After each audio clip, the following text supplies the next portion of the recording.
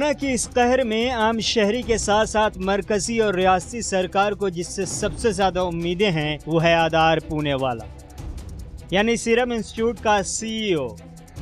Serum institute के ऊपर इस वक्त सबसे बड़ी जिम्मेदारी है कि वैक्सीन के लिए तड़प रहे शहरियों को वो जल्द से जल्द कैसे वैक्सीन दे। लेकिन तब ऐसे शहरियों पर क्या गुजरी होगी जब उन्हें पता चला होगा कि वैक्सीन बनाने वाली कंपनी का मालिक ही अपने बाल बच्चों के साथ मुल्क छोड़ लंदन चला गया हो। जी हाँ, सच्चाई तो यही है।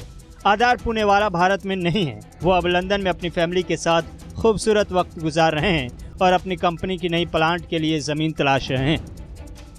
याद रखने वाली बात यह भी है कि सीरम इंस्टीट्यूट दुनिया में सबसे ज़्यादा वैक्सीन बनाने वाली कंपनी है, जिसके साथ कोरोना की जंग लड़ने के लिए भारत सरकार ने बड़ा दांव खेला हुआ है। और आज हालत यह है कि मुल्क का आम आवाम वैक्सीन की खुराक के लिए दर दर की ठोकरें खा रहा है। याद रहे कि आधार पूनेवाला के वालिद सारिस ने 1966 में सीरम इंस्टीट्यूट बनाया था और जब आधार पूनेवाला ने इस इंस्टीट्यूट को ज्वाइन किया तब 35 ममालिक को ये कंपनी वैक्सीन फराहम कर रही थी। करीब 2001 से पहले की बात है। धीरे धीरे इस कंपनी ने ग्लोबल मार्केट पर कब्जा किया और आज 140 ममालिक में ये कंपनी अपनी मार्केटिंग का झंडा लहरा चुकी है और खुद आधार पूनेवाला गावी यानी ग्लोबल वैक्सीन अलायंस के बोर्ड का मेंबर भी बन चुके हैं। वुहान वायरस के बाद दुनिया में वैक्सीन की तलब तेज हुई। दुनिया भर में वैक्सीन के लिए अपनी मार्केटिंग को जमा चुके आधार पूनेवाले की कंपनी पर भारत में जब वैक्सीन का दबाव बढ़ा तब वो लंदन के सफर पर निकल गए। इसके पीछे जो दावा किया गया था वो ये था कि उन्हें धमकियां मिल रही हैं। धमकियां कौन दे रहा है, कहां से दे रहा है और क्या कह रहा है, इस हवाले से बहुत ज़्यादा सफाई दिए बगैर अपनी बीवी बाल बच्चों के साथ लंदन रवाना होने में आफियत समझी और चले गए।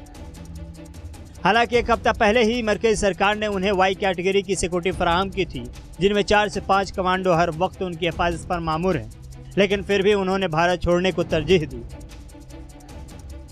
आधार पूनेवाला ने एक इंटरव्यू में कहा था कि धमकी देने वाले कह रहे हैं कि अगर वो वैक्सीन नहीं देंगे तो ये अच्छा नहीं होगा। लहजे में सख्ती के साथ इशारा भी था कि अगर वो वैक्सीन नहीं दे पाएंगे तो उनके साथ क्या हो सकता है।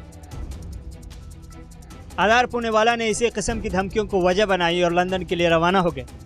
लेकिन एक बड़ा सवाल ये है कि क्या सच में यही वजह थी जिसकी वजह से प्रिंस वैक्सीन मिस्टर पूनेवाला ने भारत को छोड़ा है। ऐसे में एक तस्वीर ये भी देखना ज़रूरी है जिसमें वैक्सीन का टारगेट दर्ज है। मुल्क में फ़िलहाल बहुत जल्द वैक्सीन की ज़रूरत है और आधार पूनेवाला का कहना है कि जो डिमांड है उसकी भरपाई जुलाई तक मुमकिन है। यानी ये एक अच्छी खबर नहीं है। क्या ये वजह तो नहीं कि उन्हें लंदन के लिए रवाना होना पड़ा। हालांकि उन्होंने ये ज़रूर कहा कि हम पूरी ताकत से वैक्सीन तैयार कर रहे हैं, लेकिन उनके लहजे में एतमाद नहीं दिखा, जो अपने आप में बड़ा सवाल पैदा करता है। इधर लंदन में बैठकर पूनेवाला का कहना है कि मैं यहाँ इसीलिए वक्त गुजार रहा हूँ क्योंकि मैं मौजूदा सूरत हाल में वहाँ वापस नहीं जाना चाहता। सारा बोझ मेरे ही कांधों पर आ गिरा है और मैं अकेले ये बोझ नहीं उठा सकता।